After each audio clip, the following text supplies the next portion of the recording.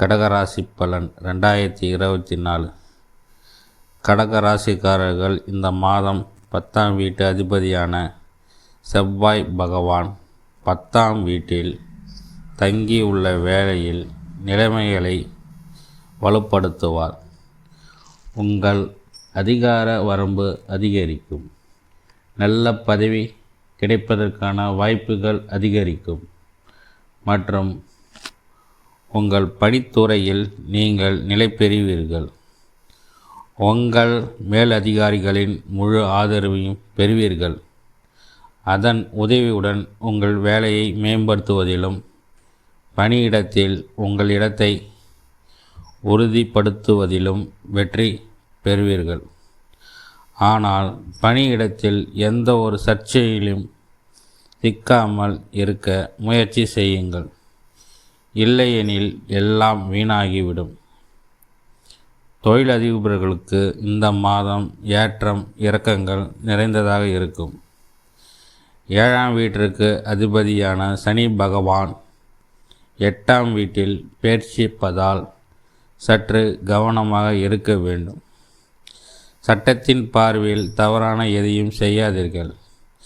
இல்லையெனில் நீங்கள் விளைவுகளை அனுபவிக்க வேண்டியிருக்கும்.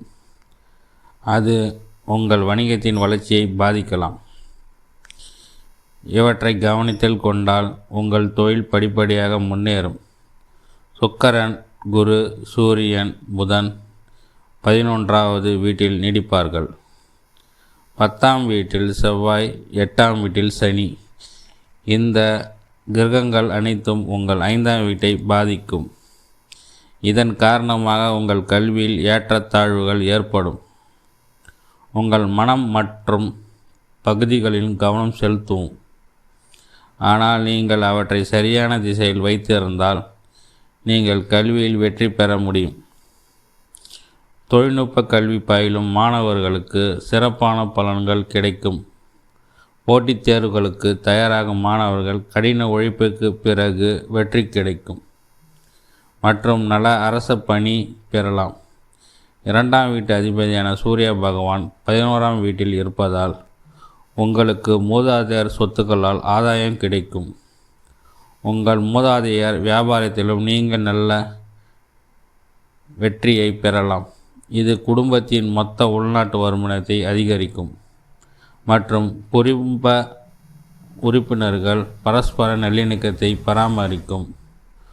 உங்கள் மூத்த சகோதரர்களின் முழு ஆதரவையும் பெறுவீர்கள் மற்றும் உங்கள் குடும்ப உறுப்பினர்கள் ஒரு புதிய தொழிலை தொடங்க நிதி ரீதியாக உங்களுக்கு உதவுவார்கள்.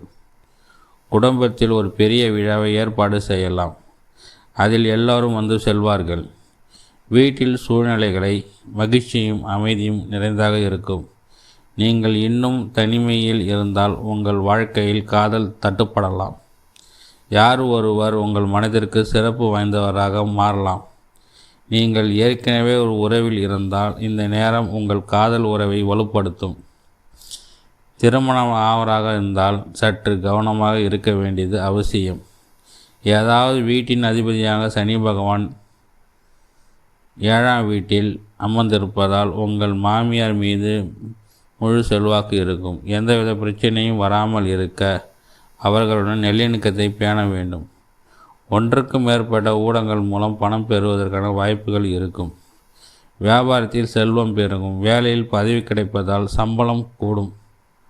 நீங்கள் பங்கு சந்தையில் பணம் முதலீடு செய்திருந்தால் இந்த நேரத்தில் நீங்கள் நல்ல நிதி நன்மைகளை பெறலாம். இது தவிர அரசு துறையில் லாபம் கிடைக்க வாய்ப்புள்ளது. சனி பகவான் 8ஆவது வீட்டில் இருப்பதால் உங்கள் மன உளைச்சல் அவ்வப்போது அதிகரிக்கலாம். உங்கள் உடல்நிலை அலட்சியப்படுத்தாமல் இருந்தால் நல்லது. நீங்கள் விழிப்புடன் எச்சரிக்கையுடன் இருந்தால் நல்ல உணவு பழக்க வழக்கங்களை கவனித்தால் உங்கள் ஆரோக்கியம் நன்றாக இருக்கும். பரிகாரம்: தினமும் ஸ்ரீ பஜரங்க பானை ஓத வேண்டும்.